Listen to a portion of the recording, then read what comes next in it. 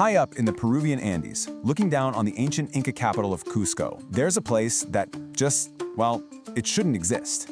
It's the fortress of Sacsayhuaman, and it's one of those sites that completely messes with what we think we know about the ancient world. And you know, this isn't some New Age mystery. When the Spanish conquistadors first laid eyes on it, they were so blown away, they literally couldn't believe humans had built it. This quote from way back in the 17th century, it just perfectly captures that feeling of awe and impossibility that still hangs over the place today. So that's the big question, isn't it? The one that stumped everyone from historians to engineers for centuries. How was this really built? That's the mystery we're going to dig into right now. What secrets are these stones holding? Okay, so to get to the bottom of this, we've got to start at the quote-unquote crime scene itself. The first thing you notice about Sacsayhuaman are these three gigantic terraced walls that zigzag across the landscape for hundreds and hundreds of meters. But it's not just their cool shape that gets you, it's the sheer scale of it all. The biggest single chunk of limestone they used in these walls, it weighs around 300 tons. Just let that number sink in for a second. 300 tons. How in the world do you even begin to move something like that? To give you some perspective on what 300 tons actually feels like, imagine stacking about 200 cars on top of each other. Now remember, this was done in the mountains, thousands of feet up with absolutely no modern machinery. It's just staggering. But here's where the mystery gets even deeper. See, it's not just about the heavy lifting. It's about a level of precision that is just mind-bending. These massive, multi-sided stones are locked together with zero mortar like a seamless puzzle.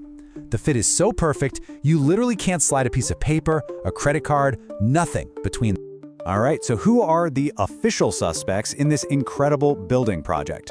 Well, the accepted history points directly to the great Inca Empire. So let's take a look at their story.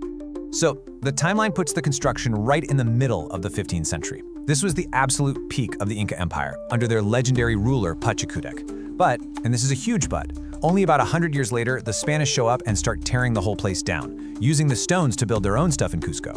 And right here, we run into our first huge roadblock in this investigation. The Incas didn't have a written language. This means basically everything we think we know about them, about how they built things, it all comes to us secondhand, from the very people who conquered them. It's history written by the victors, you know. And this is where that official story really starts to creak. Because when you stack up the technology the Incas were supposed to have against the physical evidence at Sacsayhuaman, well, the math just doesn't work. So, according to the history books, the Incas were a Bronze Age culture. Think about this. They didn't have the wheel for construction. They didn't have big animals like horses or oxen to pull these massive loads. They didn't have iron or steel tools. Their bronze tools would have been way too soft to cut and shape hard stone this perfectly. And there are no architectural plans left behind, so how'd they do it? The technique they used is called polygonal masonry, and honestly, it's just brilliant. Every single stone is a unique shape with tons of different angles, and it locks into its neighbors like a giant 3D jigsaw puzzle. This is an earthquake-prone area, and this design is unbelievably stable. It lets the walls kind of shift and then resettle during a quake. Which brings us right back to the central problem. How do you cut, move, and perfectly shape these enormous, delicate limestone blocks when all you've got are stone hammers and human muscle? The official story just doesn't seem to cover it. And this is where we have to lean in and look a little closer, because the stones themselves might hold the real clues that hint at a technology that's way beyond simple hammers and ropes. And these clues have led to some really out there fascinating theories.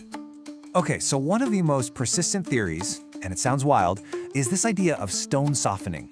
There are local legends about ancient builders who knew of a liquid, maybe from some special plant, that could turn hard rock into a soft, moldable putty. If that were true, they could just press the stones into place, get that perfect fit, and let them harden. Now, before you dismiss it as sci-fi, there's some really weird physical evidence.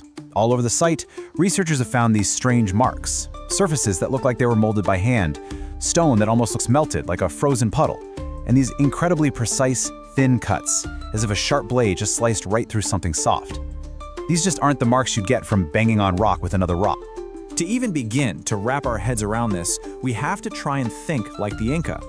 For them, stones weren't just dead building materials. They were huacas, they were sacred, they were alive, they were a connection to the natural world.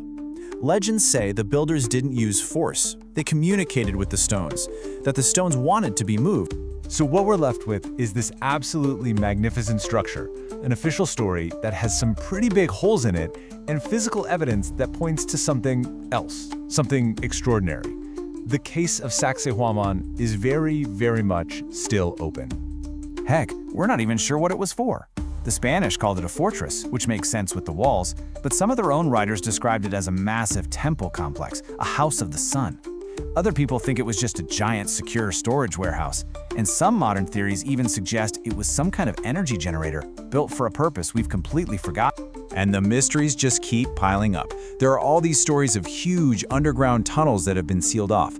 Researchers have found strange carvings on some stones that look a lot like writing, which, officially, the Inca never had. The evidence just keeps raising more questions. So in the end, we're left with this one profound question. Is Sacsayhuaman just the work of incredibly skilled craftsmen whose techniques were simply lost to time? Or does the evidence point to something more? A lost science? A forgotten technology that let them shape the very earth in ways we can barely even imagine today? Maybe the saddest part of this whole mystery is that the answers probably existed and were lost forever. In his will, one of the last original conquistadors wrote about his deep regret for what they'd done, destroying this incredible civilization that was so advanced, so happy. They didn't just conquer a people, they burned a library of knowledge, and they left behind these silent, impossible stones that hold secrets we may never, ever unlock.